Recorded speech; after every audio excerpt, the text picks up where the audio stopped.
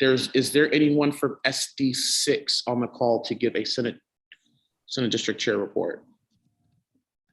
I don't have anything from SD6. And I haven't heard anything from Yolanda, so we'll just go ahead and pass. Okay. SD7, Chair Williams? Yeah, SD7. I don't really have anything to report either. We are very anxious to find out what precincts will remain in Senate District 7. We really got chopped. So it's a little bit disappointing, but what we'll have to do is organize and figure out who's left and what to do going forward. That's my report. Thank you, Chair Williams. SD11, Chair Lance? No, I don't have any real updates from 11 either. No worries. I know it's been slow, holiday season. We're all waiting for everything and how our precincts are going to look like. Totally understand that. SD13, Chair Sanders. Good evening, everyone. For Senate District 13, we had 2 meetings since our last steering committee meeting. We met on Saturday, October the 2nd. And the focus on that meeting, because there were a lot of topics still very hot and popular at that time, we talked about the redistricting process, and we had representatives from the Texans Against Gerrymandering, or TAG, and they gave us a very comprehensive and a very good presentation on the redistricting process. Actually, 2 days after that was testimony, and several folks did testify during that particular hearing, but we did have a great presentation discussing that process. Also, the dean, or Ms. T, spoke at that meeting as well. And she spoke on the Voting Rights Act. She gave us a really good history lesson on the voting process. She talked about things such as gerrymandering. She talked about the redistricting process. A very good presentation for almost 50 years of being in the House, and it was a great presentation. We talked about election judge training at that meeting. Also, we did talk about when will we actually go back to normal and try to go back to meetings, in-person meetings. Again, that was in October. In November, we met on Saturday, November the 13th, and we discussed issues from the election. The election was held on the 2nd of November, and there were a lot of challenges at the election. There were issues with the equipment, there were issues with the training, there was issues with the total process on the 2nd, but there are also issues dealing with early voting as well. We were so concerned in SD 13 that on the 9th of November, we had an exclusive meeting where we talked to election judges. And I want to thank Tony Middleton Lewis for really help spearheading that meeting.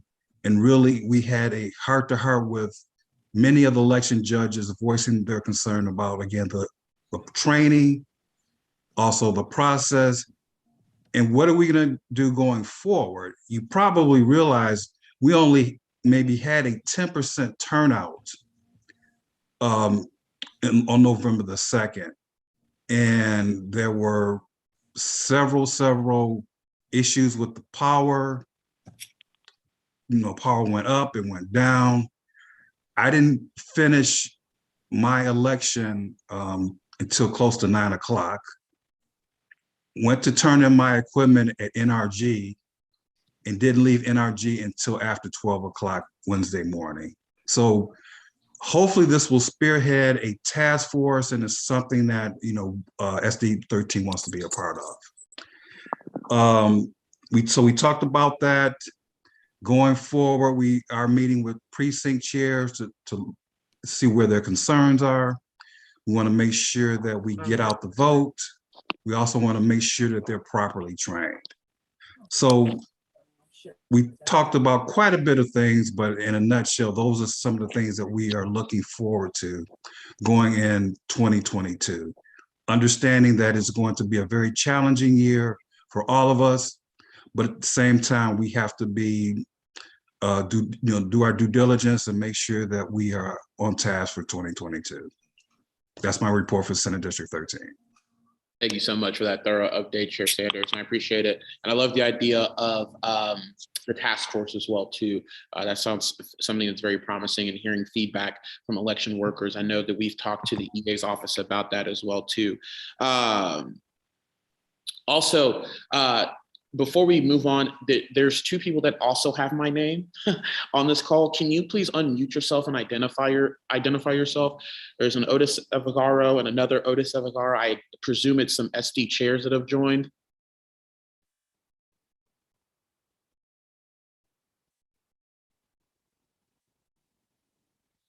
I would look at your name just to make sure, because there's two people on here that have my name, and I'm presuming they're SD chairs. If not, we're going to have to remove you from the call. Going once, going twice. All right, Ashton or Mark, can y'all remove the two other Otises that are on the call, since they could not unmute and identify themselves? Doing that right now. Thank you very much. Thank you.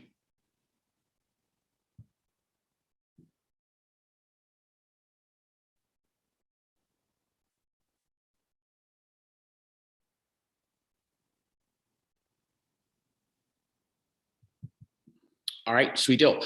SD 15, I see Ms. Gabe Hadnot is on the call. I don't see Jonathan Miller. Ms. Gabe, do you have an update for SD 15?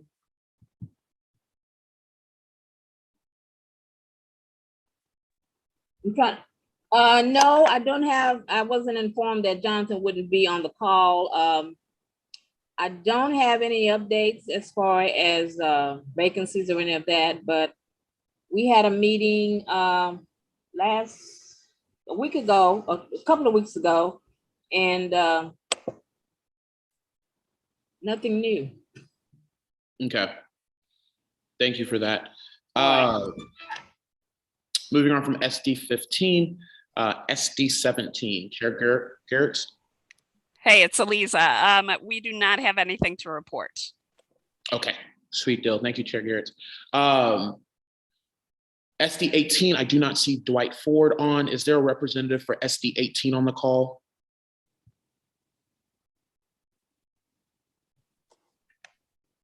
Okay, I do not see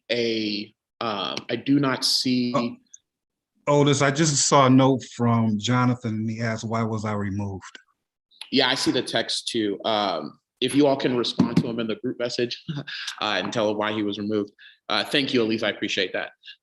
Moving on to our committee reports. Nope, wrong link. We are going to start off with Chair Rosales with the Rules Committee. Okay. If Ashton, if I can go ahead and share my screen, do I have authorization to do that? I can give you authorization right now. Give me one moment.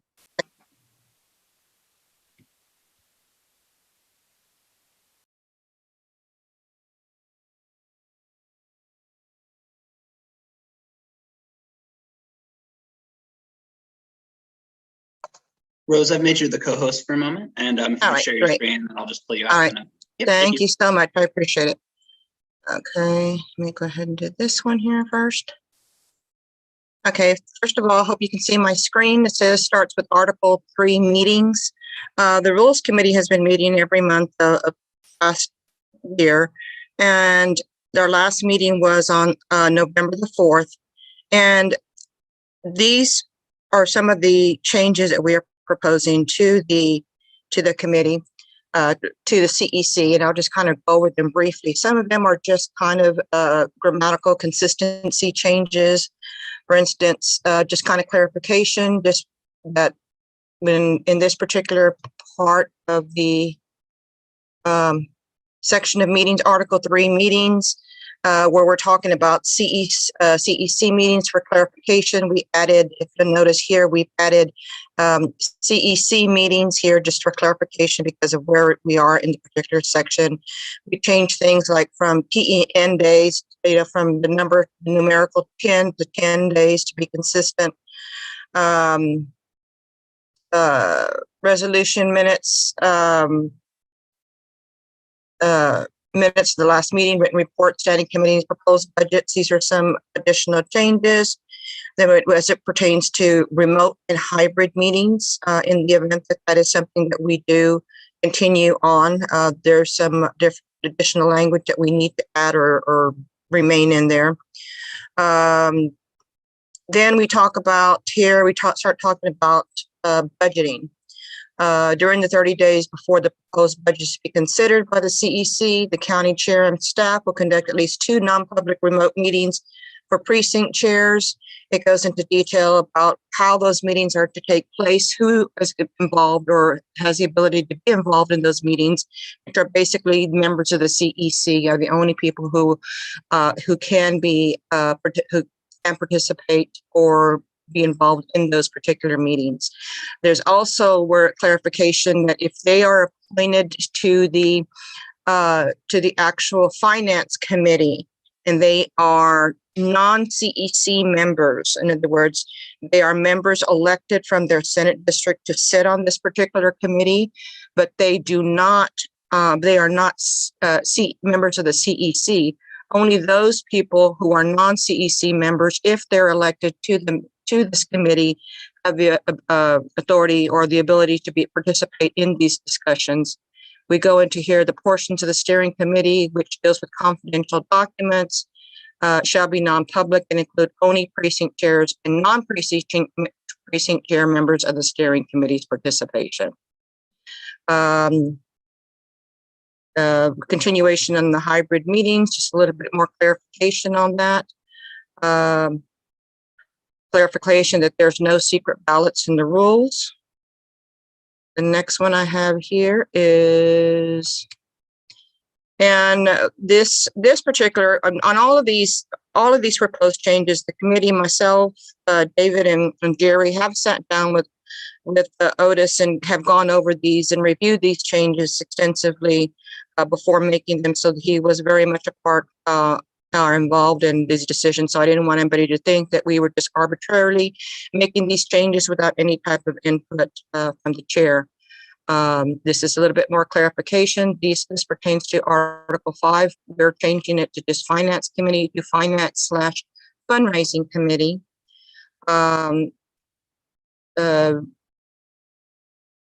This particular area, just kind of for redundancies, clarification, what the Finance Committee can and cannot do by law.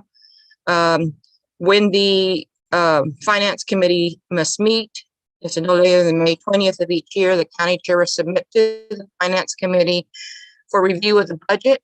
The budget will cover all anticipated expenditures. The county chair and any changes recommended by the Finance Committee with the county chair, if they agree, then the modifications will be submitted to the CEC. And it talks about more into detail about how those, like for instance, where it says that if the new county chair takes office between April and July, the budget will be an interim one for the new county chair. Within 30 days after taking office, will submit to the Finance Committee proposed budget. That's kind of scenario that we were in with Otis being elected. You know, if we anticipate and there's going to be any changes, that we will continue with the budget that was proposed until the new chair is given the opportunity to review the budget and make the adjustments as necessary. Then also, if the new budget is not approved by July 30th because of a lack of a quorum or the CEC's lack of approval, then there's talks about different circumstances as to what happens during that time. As far as during the interval, the party's authorized to expend funds at a certain level until basically the budget is approved. Let's see. Hey, Chair Salas, real quick, I don't mean to interrupt you, but did you by any chance stop scrolling? Is it just me that can't see the rest of the document? I think it stopped scrolling, Ms. Rose. Okay. It says, okay, let me stop sharing and let me go back to share again. Okay. Maybe that'll fix it. Okay. Can you see that where it says 7? Yes, yes, we can see it. Okay. Apologies. And I think we have a copy of the document that we can put in the chat as well too. Yeah. Ashley. So it goes to, like I said, it goes into detail as far as that. The steering committee, let me see. Basically, we just kind of reworded it because it was kind of verbose. So we made a little bit more clarification on that. You'll see, and you see the strike throughs right here. And then right after that, the underline is the new changes. Like I said, we'll share that document. Let me see. Just clarification that by statute, the county chair is the chair of the primary committee, regardless of the people who are elected to the committee.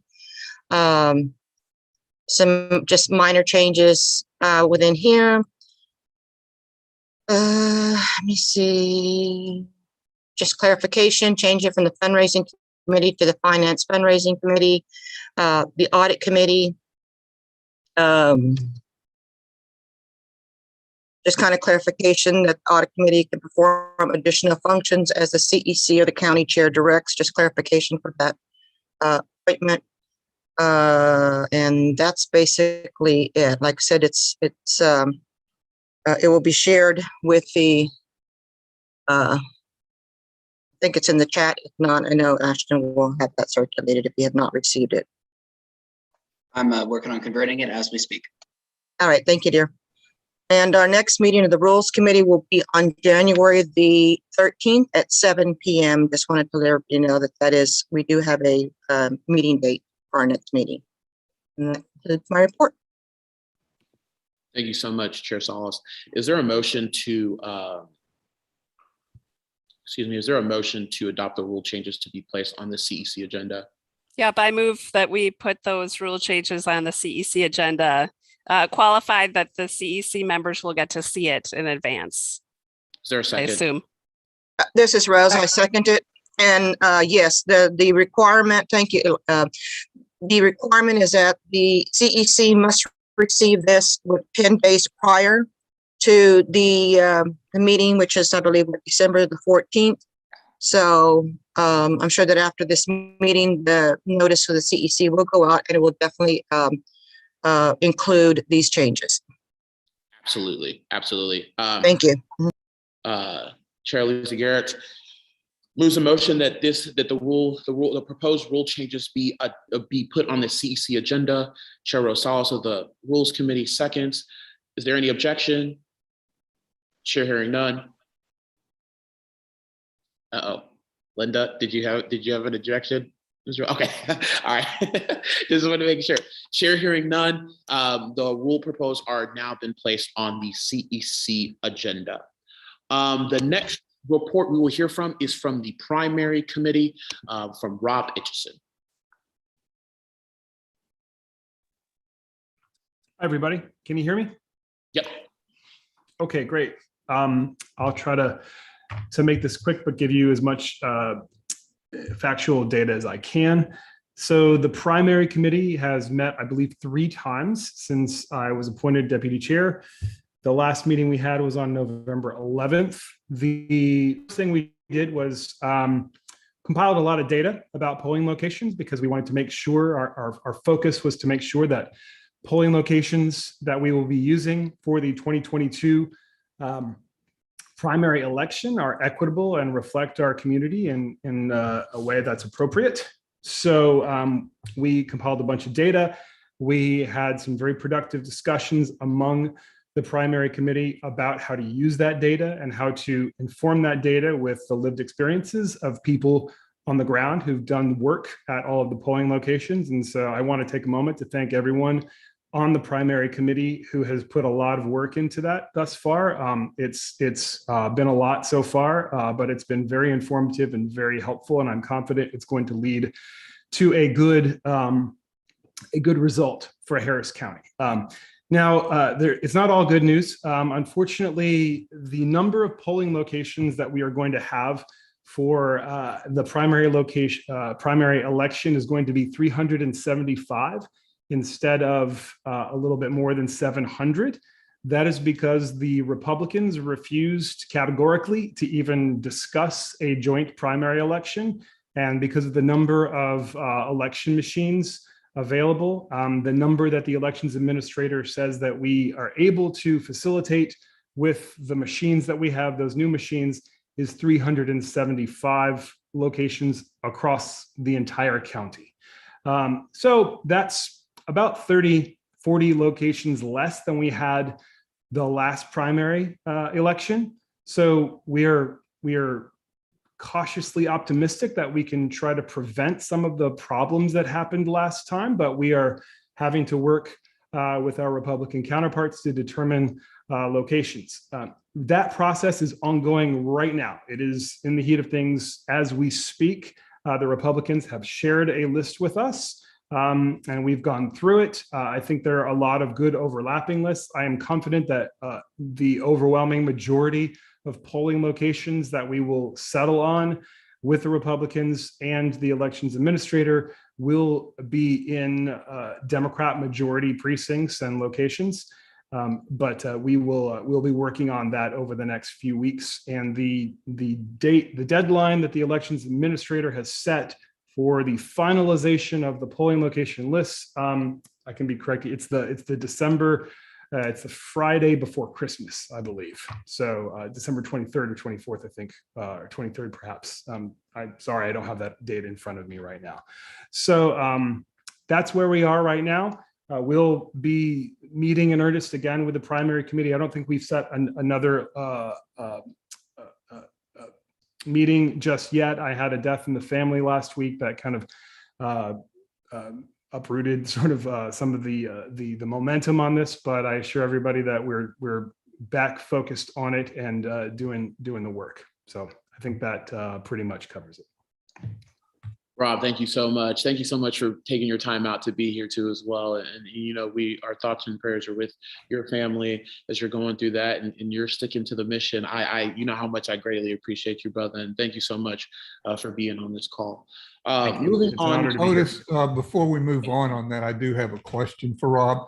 First of all, can I point out to everyone, when Rob was introduced, it was his deputy chair of that committee. Let's just make sure everybody understands why the Texas election code requires that the party chair be the quote chair end quote of the primary committee.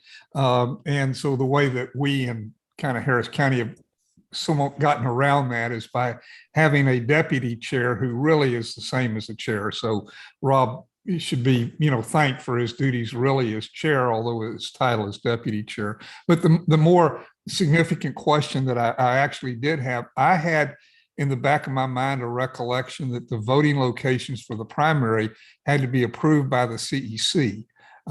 Is that not the case? And if it is the case, how can we do that with an approval date set to be the 25th or so of December? Can we pass a resolution at the December 14th CEC meeting, basically assigning that responsibility to the primary committee, delegating it to the primary committee, and allowing the primary committee to accept the sites on behalf of the CEC? Jerry, thanks for pointing that out. I do not know the answer to that question, so I would defer to the experts on the Democratic Party rules on that one, and we'll follow whatever y'all say. Can I suggest this? And how about if you can in the next day or two, get with the Secretary of State's office and just confirm that we're not messing up our primary election, because that's the concern there. It's not just a hyper-technical legal sort of a thing. I don't want to give any opportunity for Republicans somewhere to suggest somehow or another that there was a flaw in the way we carried out our primary election. So then if you find that the CEC does in fact have to do something, if it's only pass a resolution authorizing the primary committee to do it, then I would move that we put that on the agenda for the primary committee conditionally, if that becomes necessary. Jerry, can you make that motion? Because I think we should just make that motion anyway, just to cover our bases, that we give that duty to the primary committee. And you're so eloquent with the words, I was going to let you. How about, I'm going to suggest that we put on the agenda a motion to, in fact, I'm going to move that the agenda include an item on the agenda for the CEC meeting authorizing the primary committee to approve the selection of voting sites for the party in lieu of the CEC doing so. And I will then, Otis, be glad to draft such a resolution as straightforward and with as few wherefores and premises considered as I can. Thank you, Jerry. I see a second from Jill Moffitt. Any objections to the motion being proposed? Chair hearing none, motion's approved. We will now move on to Chuck Cruz from the Resolutions Committee. Thank you, Chair Bagaru. So the Resolutions Committee last met on November 10th, which was really close after the election. We did get a secretary appointed for the committee, so we will have better notes in the future. We did not have any resolutions to be considered submitted to the committee. We did discuss a little bit about the resolution submittal process. And it seems to be something that everybody's in favor of. If I can get some screen sharing privileges briefly, I wanted to just show y'all what it is that we are working on. You are the co-host now. Thank you very much. So the general concept is that we want this to be an iterative process. We want it to have some opportunities for refinement. This is a procedure. This is not a rule. This is not a law. This is something that we feel will help the county party at large to get a better resolution development process. So ideally, the first stage, the originator, who may not be a precinct chair, gets with a precinct chair who is the going to be the originating precinct chair to go through a first draft. There will be a second draft when the precinct chair shops it around their SD. Then the hopefully it will first come to the Resolutions Committee, having been approved by the SD at large. Then at that Resolutions Committee meeting, that would be the first county-wide review, as there should be representatives from each of the Senate districts. Then once it's approved by the committee, it goes to the steering committee for submittal to the CEC. And hopefully at this point, it will have been reviewed enough that any major oopsies, errors, or omissions are resolved. But the intent is for this to be iterative so that we do have, like I said, a better, more refined result. This is not intended to be forbidding folks from submitting stuff at the floor. We'd like to avoid that because this gives an opportunity for it to grow. But this is something that I would submit to y'all as, hopefully you've heard this from your Resolutions Committee members, but if you haven't, now hopefully everyone will have seen it, and I'll entertain any questions, but that was the major work product. The other item is that we are considering recommending the party develop a list of the precinct chairs and their life skill sets. So if we have folks that have a background in oil and gas or banking or education or law enforcement or whatever, that we have a group of people to go to and say, these are the experts in this field when we are considering resolutions in the future. This is a proposition only. This is not something that we are ready to take on ourselves, but it is something just for the steering committee to mull over whether you think this is something that we should have in the long-term future. After those two main items, again, it was right after the election, and I feel like we had a bit of a group therapy session where we got some steam off, and then we closed the meeting, and the next one is scheduled for January 12th. I see a hand from Angela. I want to first thank you and the committee's efforts to developing a process. But my question is, how would you prevent duplication? Like, I have a resolution idea and I start working and go through all this process only to find out that when it's presented at the end that another Senate district has a very similar idea. So how do you prevent two different Senate districts from working on a similar resolution? I mean, how can we collaborate more, I guess is. So the number one thing would be more frequent resolutions committee meetings, because ideally they're being presented to the resolutions committee, and that's the first opportunity for a county-wide set of eyes, or sets of eyes, to see what's going on. Off the top of my head. As far as true prevention, I really don't think that's an object. I mean, if two different people or two different folks on opposite sides of the county have similar concepts, great. That means we're probably working on the right stuff. But then when it gets to the resolutions committee, ideally, there are representatives from each of the 8 Senate districts there. And if 4 and 15 are working on something separately, they'll get together and say, hey, we're working on that as well. And find a, compromise between the two where they're able to be merged together and pick the best components. And two, we can have co-authors of resolutions as well too, like we've seen in previous resolutions. Thank you. David Feldwish, thank you, Chair Williams. David Feldwish. Yes, I just have one comment or question. I think we need to think about what happens to a resolution after the CEC passes it. Because if it just stops there, why are we bothering? I agree. Warehousing and developing a library of past resolutions, I do think is a great thing. Ideally, one of the components of the resolution would have something to the effect of, we think this should be carried on by the House, or this is something that should be carried to the state convention, or what the next steps are after a resolution. Sometimes it's just, this is how we think about this set of current events, but other times we expect actions to follow these rather than just, this is our opinion. And that would guide that a little bit. Yeah, okay, I'm thinking about maybe they go to the newspaper, something like that.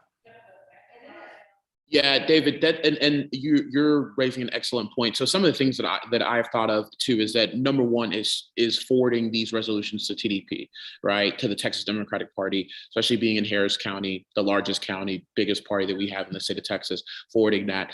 Two as well, yes, writing press releases for some of these resolutions that we believe that we can get headlines for as well too. You're in my mind on that. But three, also too, one of the things I don't know if you all have noticed with our press releases and things like that, resolutions are a great way for us to enhance our talking points here at the party, and for myself when I'm speaking on behalf of the party, or for our Senate district chairs and our precinct chairs as well too, and distributing that. And we'll definitely be working on a digitized system so we can keep the resolutions somewhere on our drive, which I think we do have some of them already, but we'll continually work on that process and make it transparent so you all see that. But yes, definitely getting into the press, using it as talking points for myself, precinct chair, Senate district chairs, our clubs and orgs, and then forwarding them to the Texas Democratic Party and leading in those efforts as well too. Yes, but Otis, we also need some ability to distinguish between the three different kinds of resolutions. There's the kind of resolutions that I think everyone is talking about here tonight, which are kind of substantive resolutions that have to do with policy and policy proposals. There are also laudatory resolutions where we commend particular individuals or groups for doing various things, potentially even censure type resolutions in that same category. And the third thing is procedural resolutions, such as the one we talked about a few moments ago, authorizing the primary committee to act on behalf of the CEC itself. Those latter two don't need to go through the same process or the same publication as the former. So at some level, we need to define what's the different kind of resolutions and the different paths that each of them take. Isn't it wonderful when you can have such a brilliant man like Jerry differentiate? Thank you so much for that, Jerry. And that's an excellent point. Well taken. David, did you have anything else to say? Just to say that Jerry is a troublemaker. No comment. No comment. Thank you so much for that update. The next committee. Oh, excuse me, Chuck. Are you done with your update for the resolutions committee?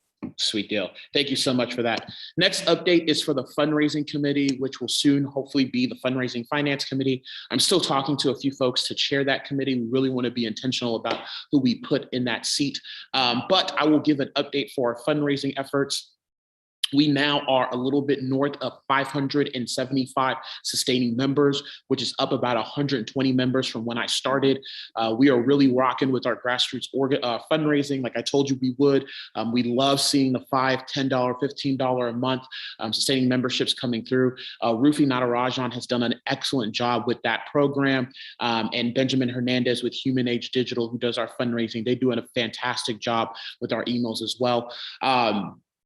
Also, to give you an update on the November 13th event that we had with Majority Whip Clyburn, I must say he was really ecstatic to see the crowd that was there at Chapman and Kirby. He was really enthused by the energy that he saw in Harris County. He told me, hey, look, they know in order to get Texas to turn blue, the road must go through Harris County. So he was fully aware of that. We raised north of, the last time I checked, I think raised north of $22,000 in total. We had some late donations come in there, which was awesome. I want to give a special shout out to the staff. They were fantastic and phenomenal in running an excellent show. And like I said, Majority Whip Clyburn left with a really good impression of what we're doing here in Harris County. And I can't thank you all enough for showing up and showing out. So thank you so much for that. That's it for the fundraising committee update. Last but not least, Chair Adrian Ozuna with the audit committee update. Ashton, can you make me a co-host? I'm on it right now. And you're good to go, Chair Ozuna. Thank you. Okay, hold on one second.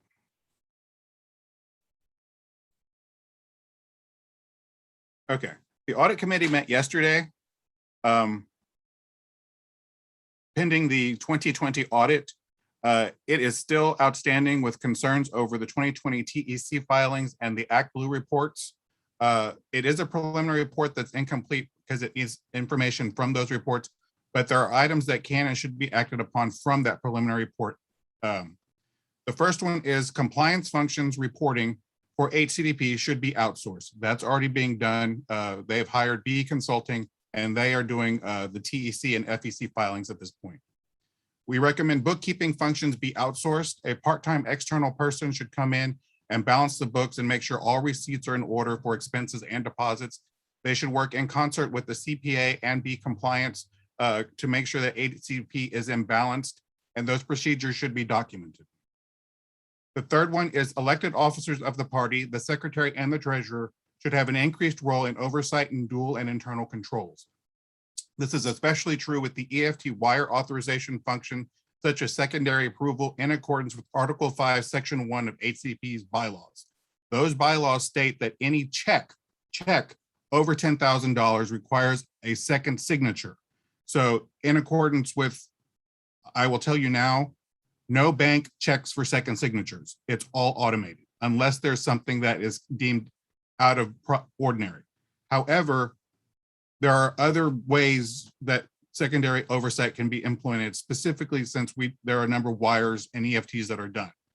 The treasurer should have view-only access to bank accounts so that they know the balances at any point.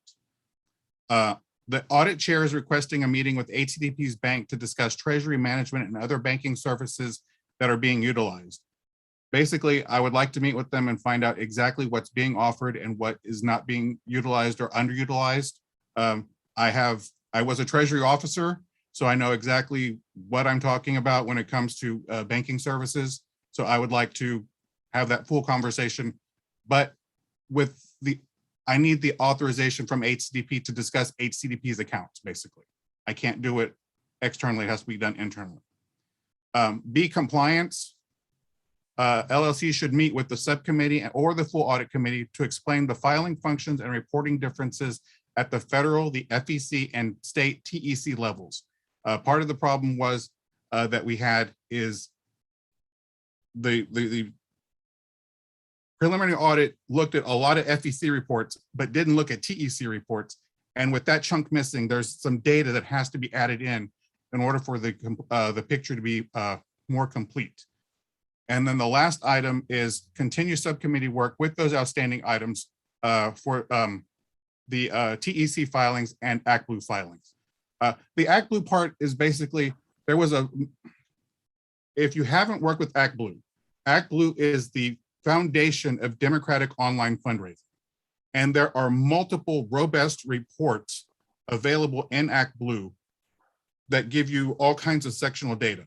Unfortunately, the data that was given to the audit committee, to the subcommittee recently was a massive file dump, for lack of better words.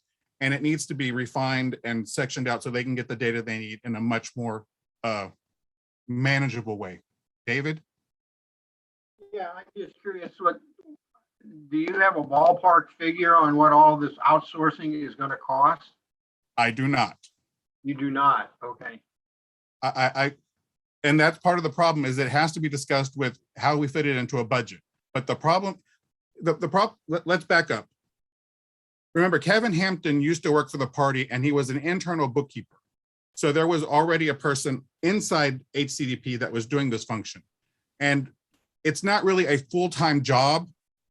So a part-time external person coming in from, a bookkeeping service, kind of like a staffing service, we would just need to, get multiple bids to find out how much that person might cost on a monthly basis to come in, just to put everything into a program and make sure that it's all receipted properly and everything's documented properly. Okay. This is not any different than what B compliance is doing, though, right? This is exactly what B compliance is doing for us now. Yeah, but I think the distinction is they're doing your FEC and TEC filings. I just need to make sure that someone's inside monthly, making sure everything's running on a monthly basis for that, so that it's all receipted properly. Mark Malkoff on that. Mark, they do this monthly, correct? Just to clarify. Mark, you're muted. They go over all of our banking transactions and do the necessary reporting of income and expenses to the FEC and quarterly to the TEC. And that's what they're commissioned to do. We're doing the actual collecting of receipts, and they'll all be uploaded going forward. We're working on deploying Intuit QuickBooks, and the ultimate warehouse of all these receipts will actually be in QuickBooks, not scattered in various different places. So that is the project that we're working on with B compliance. And it's a lot of work, but we're getting there. Okay, thank you. I muted myself. I don't know why. Adrian, I was gonna say, is it fair to say that we can table putting the audit report on the next CEC agenda for the purposes of the fact that the audit still isn't quite complete? I'm worried about putting pieces of it on the agenda when we should just put it on as a whole. I would like to something needs to be reported that steering committee received an update with substantial recommendations. Absolutely. Pending the full audit results. Perfect. That could happen at the CEC. We don't need a motion for that. That will just be part of your update at the CEC. I just wanted to be clear that there is, right. been significant progress towards that. And it must be noted that these are all volunteers. This is not a professional staff that is doing this. These are retired bookkeepers and lawyers doing this and pulling it all together. But like I said, there's been substantial progress. There is a preliminary report that's 12 pages long that's documented a number of things. It's just that those two items are necessary in order to make a complete report. And then that will be presented. And hopefully with these processes going forward, this becomes a much more streamlined process when it comes to reporting. It's like downloadable. I note in my world, whenever we build something for the first time, there's a lot of upfront energy and time to build stuff. But once it's put in place, it should just run automatically. You put the new data in and out spits your report. Yes, Jennifer? Does there need to be a motion made to give you authorization to speak about the treasury management? No? Okay. But thank you. I was willing to make that motion. No, he can speak to that on his committee report, on his committee update to the CEC. The other thing that was, and that's all with the audit report, but we also had a discussion yesterday on the 2022 cycle and what we're planning to do. Chuck, who is on the call, had brought something to my attention, and I agreed. Currently, audit committee only looks at CEC attendance because that's all that's in our purview when it comes to the mandate.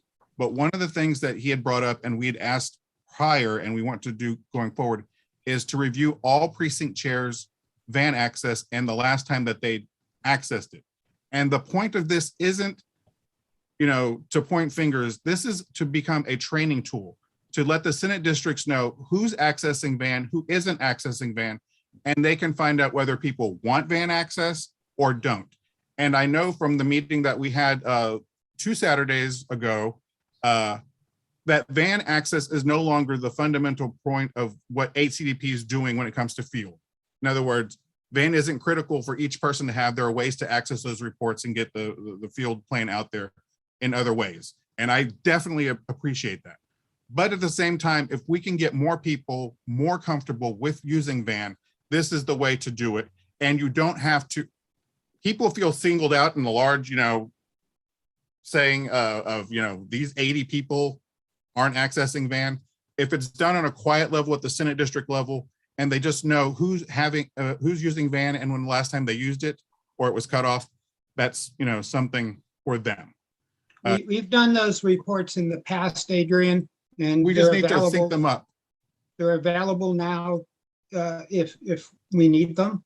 And we just to put in a plug, after each CEC meeting this year, there has been 3 classes after each CEC meeting, one for van, one for organizing, and I can't think of what the third one is, but we have been doing this on a regular basis. I've already warned Kylie and Ashton to give me the CEC attendance immediately after this coming CEC so we can have it. I will ask for the van list at that point so the 2 can be merged into one report for the next audit committee. It's a simple process. The other thing that was brought up in audit committee yesterday was the potential revamping of clubs and orgs bylaws and the reporting requirements that may go along with that. currently the only thing that the audit committee looks at is to make sure that we clubs and orgs are in compliance with having filed a TEC report. We do not look at the TEC reports, just that they were filed and they were filed on time. And that's all that's reported currently. There were changes made by TEC that if you pay something electronically, that has to be reported to TEC. So that's now in the TEC report. So if I pay my membership to, say, Road Women, it's now reported because I pay it electronically. My membership would be listed. And one of the things I do not want to do is have to go in and make sure that we are looking at all these TEC reports to make sure to verify membership rules. So we're working on a smooth way to meet potential changes for clubs and orgs to make sure that they're in compliance with any bylaws changes that are coming up. But that's on our radar. So that's the audit report. Any other questions? I think Chuck has his hand up. Just a comment, a suggestion that the van access report, or whatever it is we're going to call it, be made available to the pod leaders for this new pod structure we're working on, because I think it would be a very useful view for those folks to have, help identify their superstars and their folks that can use some assistance. Well, luckily, because they provided the precinct numbers with the pods, that should not be a problem to just drop that into those listings. And it's already broken out by Senate districts as well. So even if I have to build an access report, which I can use access, it's not a problem to slice and dice that back out for both the pod leaders and for the Senate districts. And also inside that pod spreadsheet is also all the clubs and orgs that are assigned to specific precincts. So again, that might be circulated into there as well, so that all the overlap is distinct or available. And I'm glad that you brought that up, Chuck, because that's the whole purpose of having a pod cluster system, to disseminate information the easiest way possible and taking advantage of that. See, it just works beautifully like that. So I appreciate that update, Adrian. I know CC is going to be looking forward to that update as well. Before I get into new business, I just want to say thank you, Rose. Thank you, Adrian. Thank you, Rob. Thank you, Chuck, for the tireless work that you all are doing with your committees. It's not easy. It's volunteer. We're trying to herd cats and get some important business done for our county party. So I really appreciate the work that you all are doing for us as well, too. To enter new business, the first thing I want to talk about with new business is that we do have some new staff members. I thought it'd be really appropriate to introduce them. Some of them are out doing work right now at 7:35, but Kylie McNaught, who is our new executive director, she is on the call here. Some of you may know her. She was John Rosenthal's legislative director as well, too, and has worked on both his campaigns, worked on Beto's campaign, and it's just a wealth of knowledge when it comes to organizing. And she is amazing. And I've worked with her now forever. And she's like pretty much stuck with me everywhere I go. So thank you, Kylie, for being on the call. Ashton is on this call. He's interjected a couple times. He's our operations director. He's doing a phenomenal job. I know some of you all have reached out to him already. I've spoken to him about using our Zoom, getting precinct chair lists, whatever it may be. He is there to help out. Alora Anoma is our candidate coordinator now. She's out talking to some candidates as we speak right now. She's doing a fantastic job of having that, of hurdling our candidates for the 2022 ballot, both in the primary and for the general as well, too. She is coming over from just recently, not too recently, but recently graduating with her law degree from Thurgood Marshall School of Law, and coming over from, she worked in the DA's office and helped with Next Wave strategies as well, too. Jordan Bowen, who you all have worked with our training and voter registration, we've promoted her to be our organizing director. She is currently out there right now doing the people's work, making sure that we're getting these Democrats elected on our HISD school board elections, which I want to remind you, early vote has already already started. Election day will be Saturday, December 11th. Tell all of your friends we are supporting Santos, Digard, Ansung, and Villaseca. We got to really get out the vote. These Republicans are coming hard. I think I read a report that said Bridget Wade, who's going up against Ansung, will spend probably close to $500,000 for a school board race here in Houston. So we are doing block walks, we're texting, we're phone banking. You can find all of that on our website. We're sending out a mailer. We sent out the mailer to make sure that we are getting our Democrats elected on our school board, and HCC as well too, with Eva Laredo, supporting her as well in her efforts in that. I also wanted to 2 volunteer positions that we've also added. Adonica is our coalitions director. She's been amazing, trying to make sure that we're in good spirits with our clubs and orgs, but also our allied organizations too, from Swing Left to the NAACP to LULAC to Labor, whatever it is, Adonica is there. She's been amazing. And Kim Chris is now the chair of our clubs and orgs as well too. They've been doing masterful work in the Clear Lake area, getting some Dem turnout there and helping us cut some of these margins in Harris County, are really organized well in the community. So she is now going to be the chair of our clubs and orgs committee as well too. Part of the rules that will be submitted to CEC for approvals that we're adding a new at-large steering committee position. It's a nod to our labor siblings who are just tremendously doing the work. They are fighting hard for the progressive values that we strive for as a county party. We believe that labor should have a seat at the table. And so I think some of you have seen him. Jay Malone is on this call. He is the Texas AFL-CIO political director. My plan is to, after we approve the rule change of adding that third at-large seat, my intention is to name Jay to that position. Jay is a master class at organizing and really getting out the vote. I can attest to this being in a district that we won by 300 votes. I could argue if Labor wasn't there with us, I don't know if Rosenthal would have been back, but I'm happy to have Jay along. And also Jay is a precinct chair. So not only does he understand the labor structure, but he also understands the party structure and how we can work collectively in electoral politics and really get folks, keep the seats that we have in 2022 and surprise folks by picking up some seats. So glad you can be on with us, Jay, today. Looking forward to appointing you after we pass that rule and our continued relationship with the labor effort. And then also too as well, as you all know, we keep talking about young people. I think people forget sometimes that I am young. So it's really important for me to make sure that we have young people involved. Our Texas Southern University Democrats, our Rice University Democrats, the University of Houston College Democrats, and the Democratic Law Student Association at South Texas College of Law Houston will all be automatic members of our clubs and org structure now, and they all will be put on our website as well too. As you all know, for me, it's really important to get young people involved. In my opinion, if young people don't vote, democracy dies. You all have seen that sign in our office. I wholeheartedly believe that. We've got to get young people more involved. They make up the margins of where we're lacking a little bit.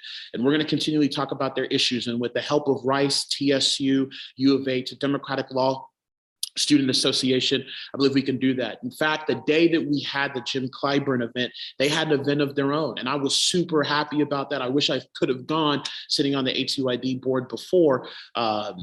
And they were able to, I believe, knock over a lot of doors. And I think they registered a lot of people that day too when they were there at Axelrad. I know I saw a number of 1,800, but I don't want to mischaracterize what I think it was 1,800 doors they knocked, if I remember correctly. So our young folks are up and moving. They're motivated. They're excited. They know democracy is on the line and they're going to be involved. And we are bringing them more into the fold as we speak. And then also too, we want to add, part of new business is that I want to add, and Rob, please forgive me if I'm not saying your father's name correctly, but Samim Itchison, who passed away this year, it's Rob's father. I want to add him to our agenda for those who have passed away as well too. So if I can get a motion to add Samim Itchison to the CEC agenda, that'd be greatly appreciated. So moved. Chuck gives me a second. For that. Any objection? Chair hearing none. It's been added to the CEC agenda. Who made the motion? I'm sorry. I made the motion. Oh, okay. I made the motion. Sorry, I should have been more clear about that. With that said, I think we are on to reviewing and approving the CEC agenda for December 14th, excuse me, I'm sorry. Ashton, is there a way that we can pull up the CEC agenda for December 14th, just to make sure if there's any more changes we need to make, including the ones that we've talked about today that have been approved?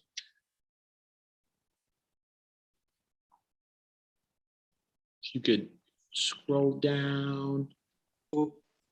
We able to see? Yep, scroll down. Oh, sorry.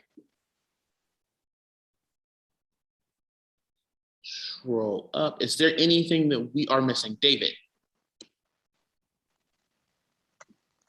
Oh, David, you're muted. You're muted.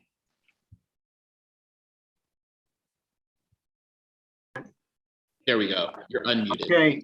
I'm wondering why we're not dealing with the budget this go around. And that's the first thing. And the second thing is, did the continuing resolution we passed when we tabled it last time run just until the next CEC?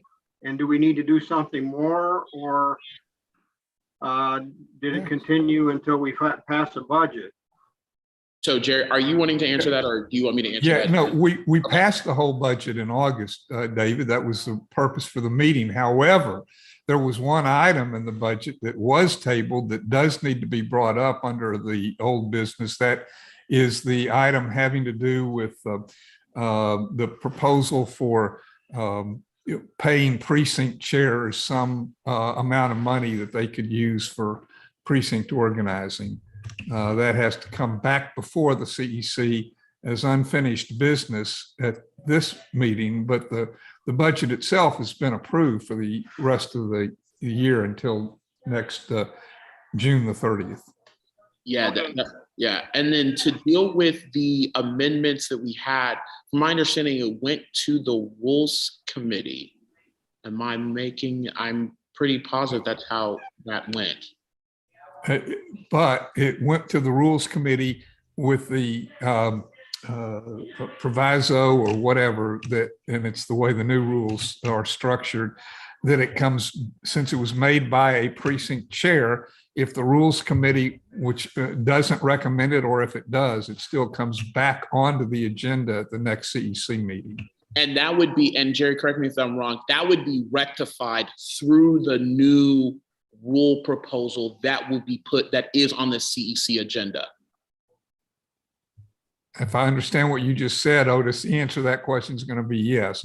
But we do need to consider that tabled motion at the next CEC meeting on that one budget item.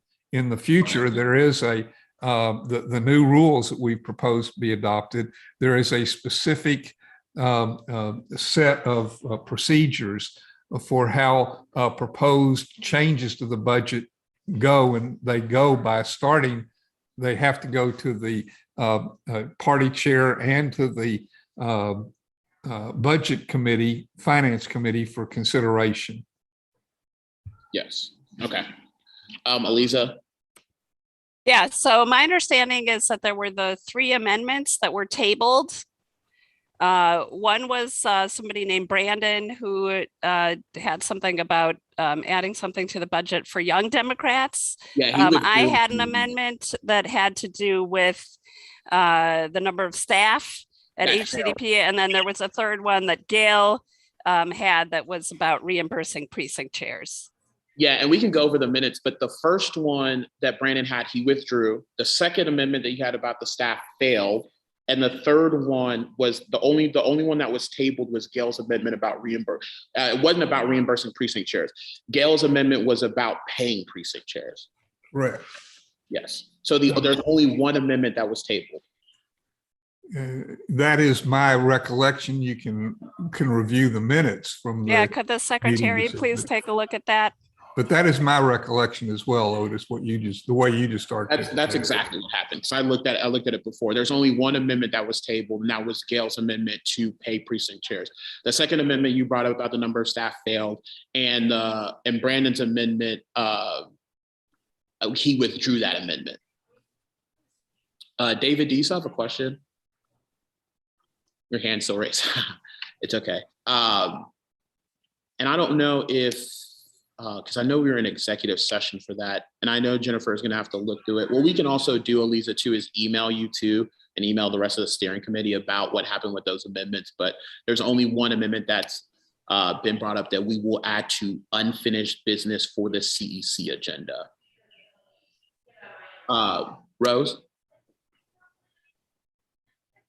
Jerry, if I'm not mistaken, Jerry, wasn't, and I know that was tabled, but as far as Gail's amendment, as far as paying the precinct chairs, I thought that was a decision, that the decision was that we would have to refer that, because it was not referred, it was just tabled. But that would have to be referred to a committee, whether it's the Rules Committee or the Audit Committee, because of the fact that if there's any monies to be paid to the precinct chairs, we get into the legal problem of, is it state money? Is it PAC money? How is that money being used? And so it's not just, hey, let me give the precinct chairs $100 and let them do whatever they want. There were some really stringent ramifications for the use of any funds that may have been given to the precinct chair. So I think it was just tabled without any type of referral. And I think that way we can resolve that is to have it referred somewhere or reviewed for those legal challenges that may arise. If you're asking me that question, if that was an issue which arose after the new rules are adopted, I would agree with you. But the current status of it is there was a motion made to approve the budget. There was a proposed amendment to the budget to provide funds for the precinct chairs. That amendment was tabled to be brought up at in fact, I think it was not called tabled. It was set off to the next meeting, I think, or whatever is the phraseology for that. That said, I completely agree with you on the substance, Rose. I will be voting against that amendment precisely because I don't think that it is joined with a proposal for how it should be funded, out of whether it should come out of state funds, federal funds, whether it should, what part of the budget that's been previously approved needs to be reduced now in order to make money available for that. I'm going to vote against it. But that said, I believe that it is to come up for a vote on the agenda on the 14th. Vincent.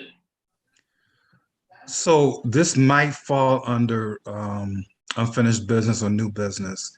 I know the Senate district chairs did discuss the primary and the procedures on conducting the primary conventions. So we do know that the election is on March the 1st. But going forward, as far as a date for the convention, I believe we talked about having a joint convention, but should there be some discussion in this next CEC meeting?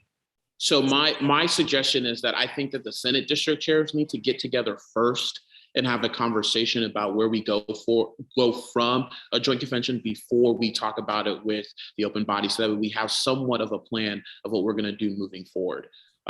Because also this is contingent a little bit on to the new maps.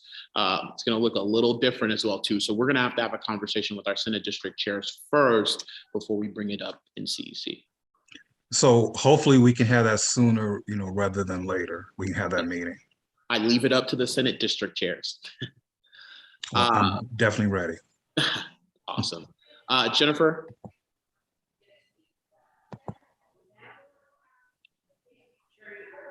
Oh, you're muted. There we go.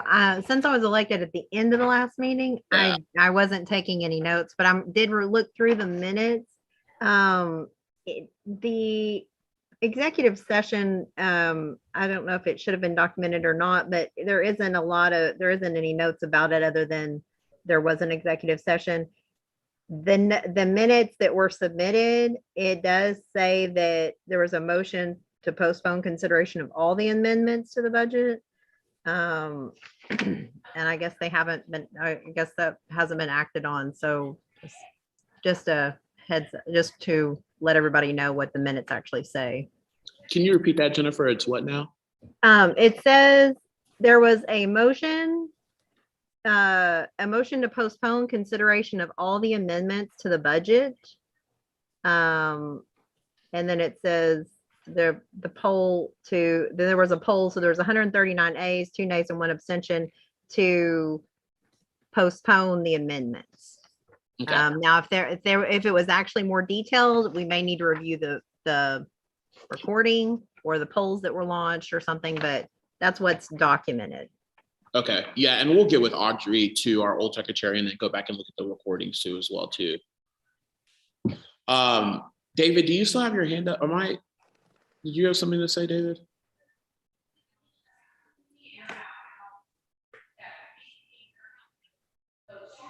Oh, you're muted, David.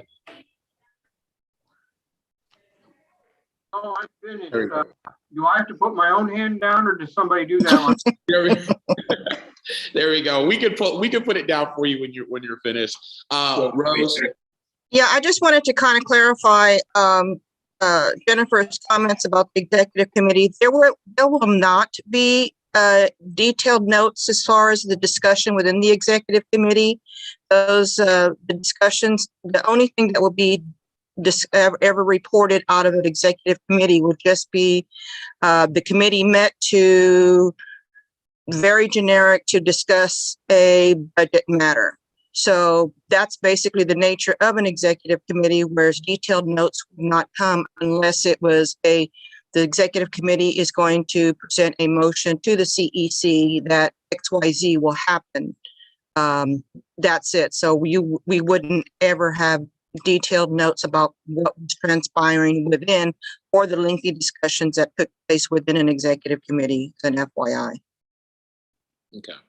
Yeah, and that's where that's where we're gonna get a little hazy, because I remember taking votes on specific amendments. Some of them failed. The only amendment I remember us having clear discussion about tabling was paying precinct chairs, because we could not come to a consensus and it just became too long. So what I'll do is what we'll do is add old business is the amendment to pay precinct chairs. Then I will get with Jerry Bernberg, our general counsel, and our parliamentarian to figure out if we can add any more amendments to unfinished business. But as of right now, I know the only one for certain was tabling the amendment to pay precinct chairs. And it was not a reimbursement. I remember exactly what that amendment was. It was not a reimbursement. It was to pay precinct chairs up to $100. What precinct chair Neeson tried to do after the fact was to say it was a reimbursement. I think most of you were on this call when that discussion was happening. It was not phrased as a reimbursement.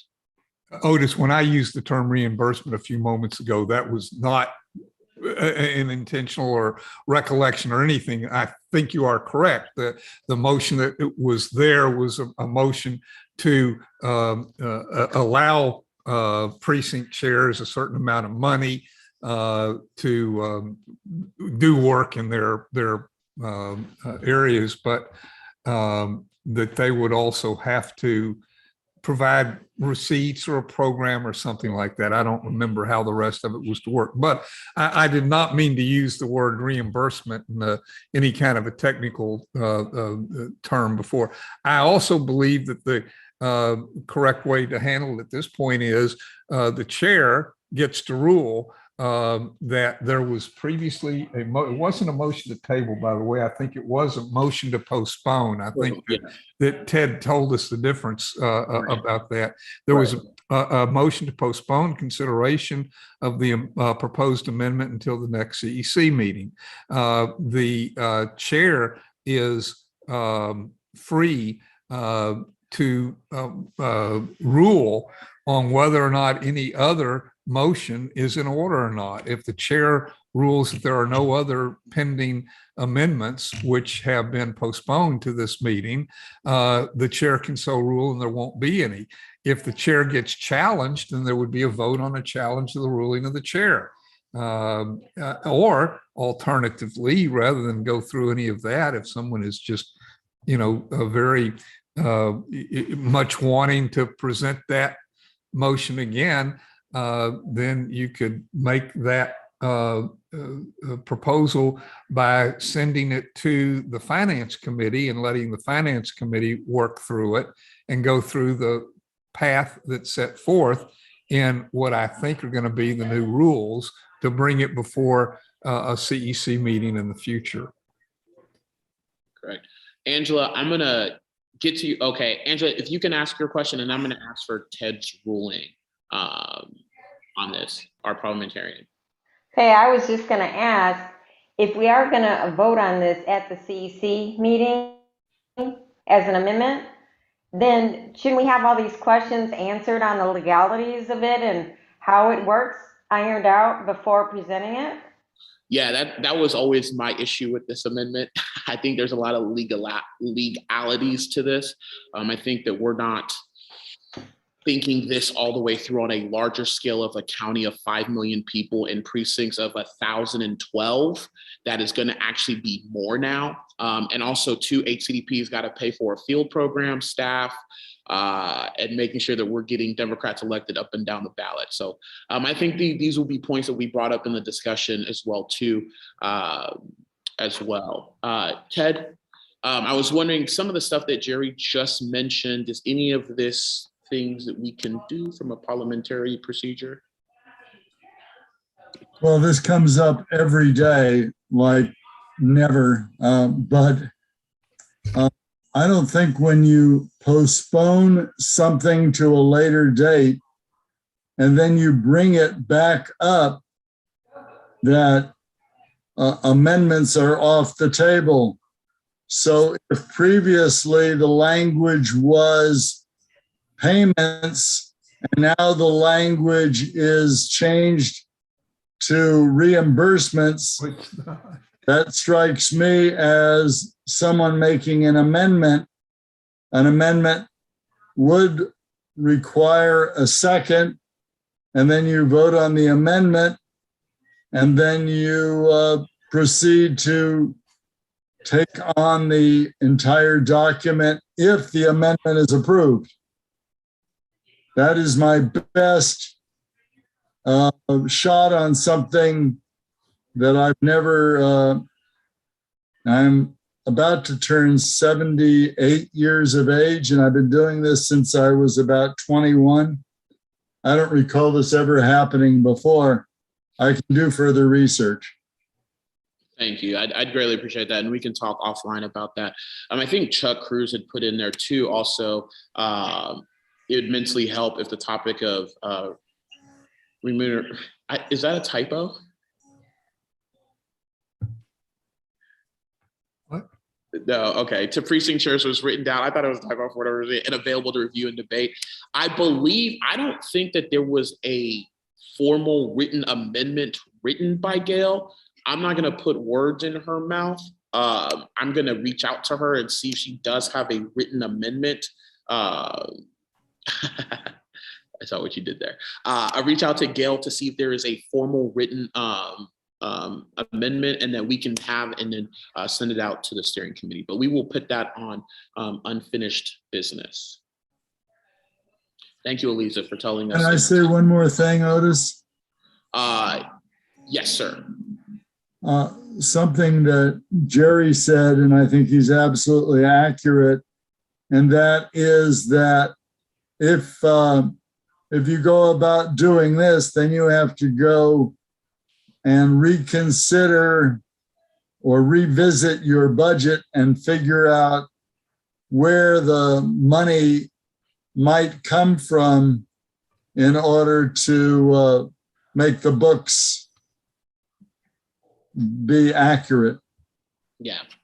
Yeah, absolutely. And that's something that I'm sure will be discussed ad nauseum when we revisit this situation. Rose?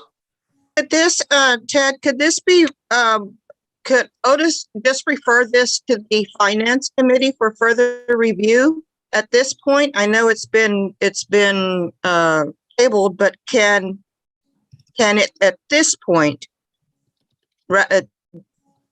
it's on unfinished business, and that there's a motion made to send this to the Finance Committee for further review to address the legalities on the use of the funds and stuff. I'm just wondering if that's an option that can be taken at this point.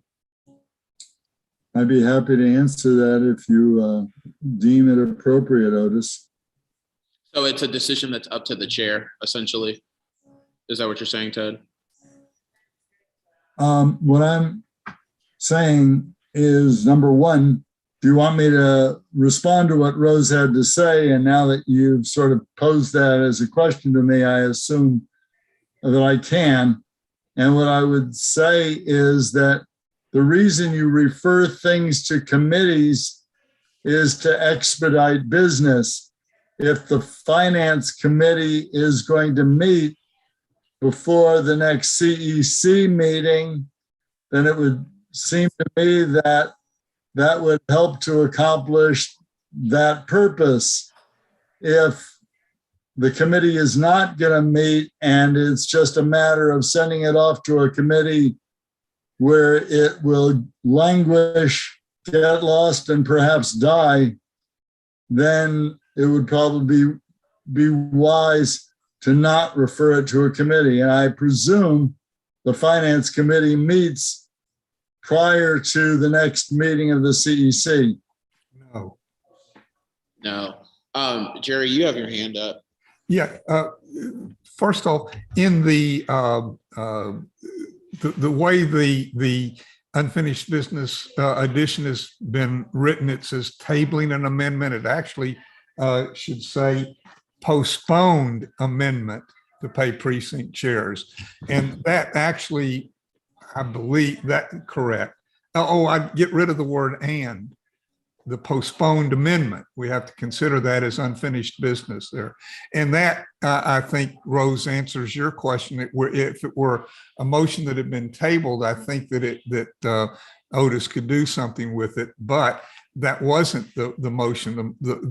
Where we are procedurally is that there was a motion which was adopted to postpone consideration of the amendment until the amendment to pay precinct chairs until this CEC meeting, which is different from a motion to table, which I think the chair has more authority to deal with. Okay. Oh, I get, and I'm going to take my lessons from David and figure out how to lower my hand. Got it. So we will add postpone amendments to pay precinct chairs to unfinished business as part of the CEC agenda. Okay, Ashton, if you keep scrolling, is there any, Angela? So are we going to discuss and figure out whether these legalities, or are we just going to vote to pay the precinct chairs? I would prefer that we, at the CEC, what I would prefer is that we table this motion so that way we can get all our ducks in a row. Because the reality is that I think as this is an idea that is out there, I don't think people really understand the repercussions and what it's going to take to do it countywide. But for whatever reason, folks really want to push this. I'm really trying to have a conversation here of like, hey, there's reality and practicality to this. You doing it for a Senate district chair is for a Senate district that's about 80 precincts, if I remember correctly, is completely different than doing it for 1,000+ precincts. Oh, by the way, we're about to add a lot of precincts. Oh, by the way, we've already passed the budget and we have to go back and now go look at it. It's just not feasible for a cycle that is going to be very tough for us to begin with. Oh, by the way, we're in the middle of a school board election cycle where we're trying to help with resources for our candidates as well too. So I don't know. I'm gonna have to be honest with you, I'm not gonna sit down here and act like I know the answer to this because I don't. What I need to do is I need to get with Jerry, I need to get with Ted and figure it out how we can go about this. And so as for right now, I believe the fair thing to do is to put this under unfinished business because that's technically where our rules say. And then when we get to it for our CEC, I think we will have a more definite answer of how to approach this. And what I'll do also too, to be fair, is I'll reach out to every single Senate district chair to gauge where you all are at, to talk to your Senate districts as well too, so that we can come to consensus as a whole too and be unified in this approach as well too. Thank you. No problem. Anything else to add to the CEC agenda? Okay. Can I get a motion to approve the CEC agenda, please?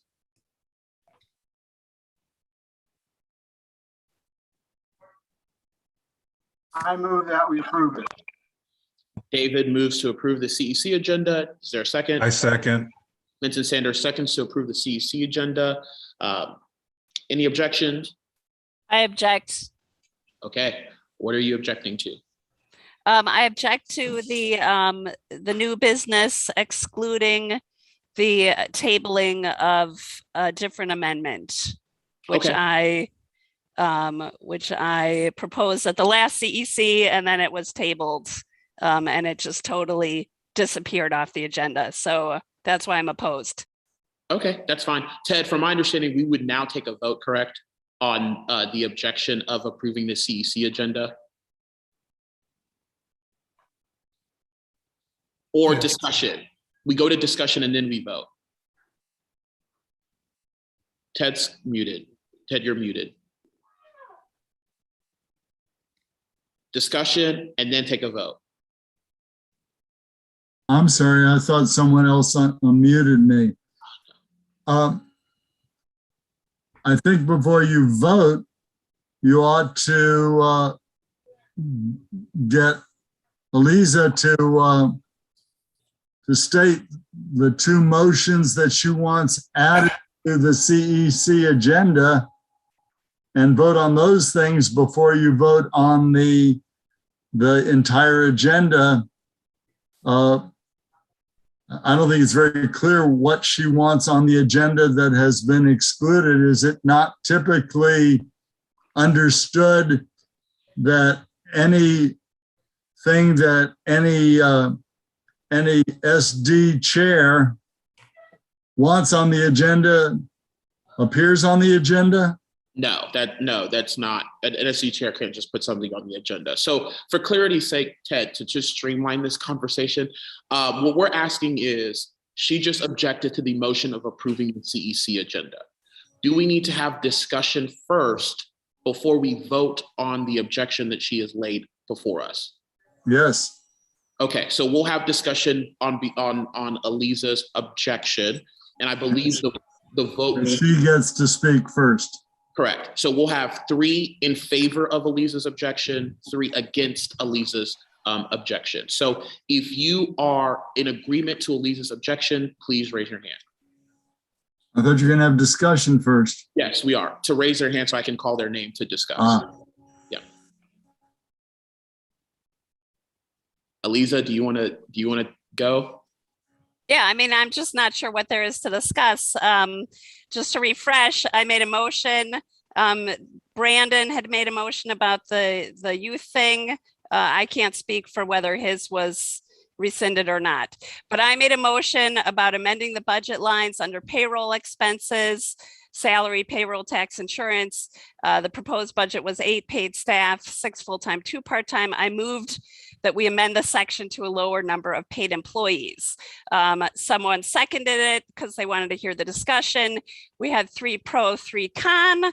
And then someone, I would have to go look up his name, but some precinct chair said, you know, they moved that that we table the discussion, all the amendments, plural. Oh, I'm sorry. Then Gail went on to her motion. We waited to vote because I guess the vote was supposed to happen out of the private session. So we're kind of moved on. And then someone during the course of the discussion later for the third amendment said, I move that we've talked about this long enough and let's, you know, just hold this, table it for another time. And that passed. Oh, no, I'm sorry. Then we had discussion about whether we should table it. And I think I spoke and Gail spoke and I don't know who else spoke against tabling it. And some people did vote for tabling it. And then we moved out, that passed. And then we moved back to the public session to vote on the budget without the amendment. So I believe that my amendment is still on the table. And that is why I will vote against this agenda. And Ashton too, by the way, Ashton, can you make a poll for us to vote on this to accept Eliza's objection? Ted, I'm allowed to speak against or in favor, correct? Not unless you pass the gavel for the rest of this part of the meeting. Okay. Is there anybody else who wants to speak in favor of Eliza's objection? Okay, David? I just have a question. Okay. Can't we check and see if there was in fact a vote? No, that's on what she proposed or not? That's the problem, is that we've got to talk to Audrey, but also in executive session, notes weren't taken because it wasn't an executive session. But there's no record of votes either? Not in the executive session. Now we can go back and look, but no, and that's why I know we voted for this and it failed, because I had precinct chairs call me afterwards about this very particular amendment, and that's why it failed, but Eliza remembers it a little differently. I'm sorry, I have to interrupt. I remember a vote on Eliza. I don't know why my hand can't come up. I mean, no, I know that, but I just got to make sure. I just want to make sure that David, you're done, correct, with your question? I'm done. Okay, Ted, what is your question? Because I'm sure I need to correct myself. This is a committee meeting, and you can make motions and you can speak to motions without giving up the chair. Okay, thank you, Ted. Is there anybody else who is speaking in favor of Eliza's objection? Okay, not seeing anyone else. Ms. Hadnot. At the last CEC meeting, I recall a vote on Eliza's amendment, and it failed. It was at the CEC meeting and we all voted on it. It failed tremendously.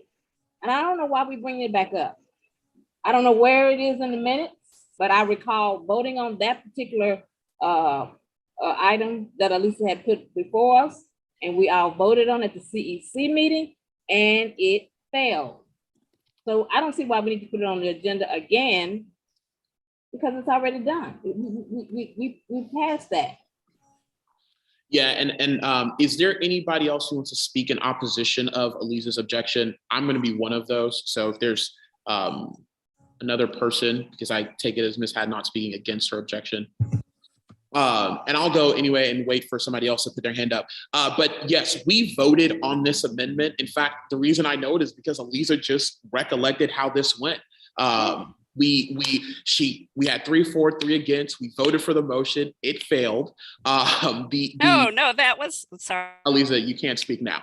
It failed. And so I don't know why, quite frankly, we're having this discussion again. I can give you the phone numbers of the numerous precinct chairs who called me after this meeting about that particular amendment. It went for a vote. It did not pass. The amendment that was voted to be postponed was Gail Neesom's amendment to pay precinct chairs up to $100. So I honestly, I don't know, like I said, that's how it went. Angela Williams. Ashton, can you lower David Feldwich's hand, please? Angela. Sure. I remember speaking up against this because I felt strongly that as chair, you should have a right to pick and decide what staff you need in order to be effective. And we did, I recall, exactly what you're saying. We voted and it got ruled down. So I don't know why we're having this discussion either. Yeah, Ms. Rose, as much as I'd love for you to talk, we've had 3 people speak against it. So our polling function is not working right now, but it's okay. There's a manageable amount of people in here. We can count hands raised. The motion on the floor is to, and correct me if I'm wrong, Ted, because she objected, the motion on the floor would be to accept Aliza's objection to accepting the CEC agenda. I think you can make it clearer. I'm not sure that everybody is clear, and that's the most important thing. I think perhaps the better way to put it is, do you support the agenda? I can phrase it that way. Yeah. Okay, perfect. So all in favor of adopting the CEC agenda as proposed, please raise your hand. Okay, yes, raise your hand if you can. Okay, so let's do this again, because I just realized people are raising their hand through the camera and not using the raise your hand function, which is okay. I should have been more clear. Jennifer, if anybody has their camera off, I ask that you put it on for a quick second if you're going to vote, so that way I can see your hand if you're not going to use your raise your hand function. Also, I just want to add that I've lowered everybody's hands who were previously raised. So if that's you, go ahead and raise your hand again. Okay, so all in favor for accepting the CEC agenda as proposed, please raise your hand. 1, 2, 3, 4, 5, 6, 7, 8, 9, 10. Okay, I see 10 hands. 10 hands raised. All against adopting the CEC. Wait.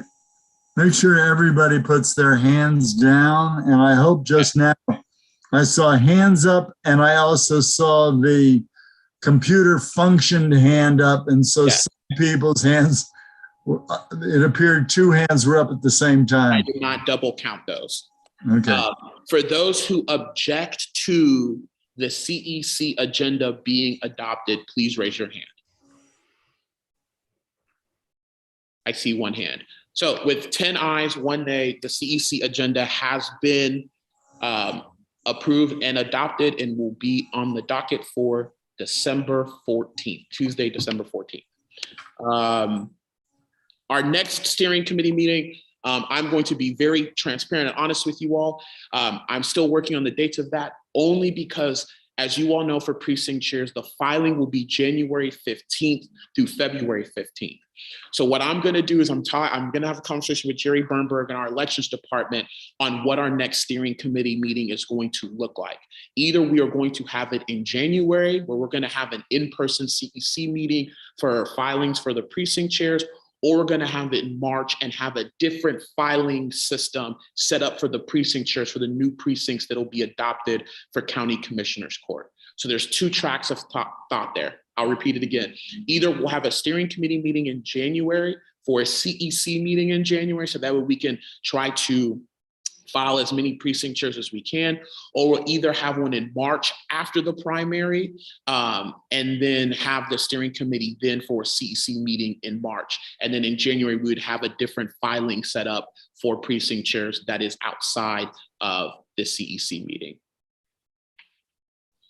So tentative January or tentative March, I just have to have conversations because we're in the middle of filing right now and trying to do all of the wonderful things in getting Democrats elected up and down the ballot. With that said, that brings our meeting to a close. Do I have a motion to adjourn? So moved. Rose gives a motion to adjourn. Do I have a second? Second. Everyone pretty much second. I'll give it to Adrian. Adrian seconded to adjourn. You all have a great rest of your evening. I will be talking to you all soon. Good night, be safe, and I'll see you soon. Good night.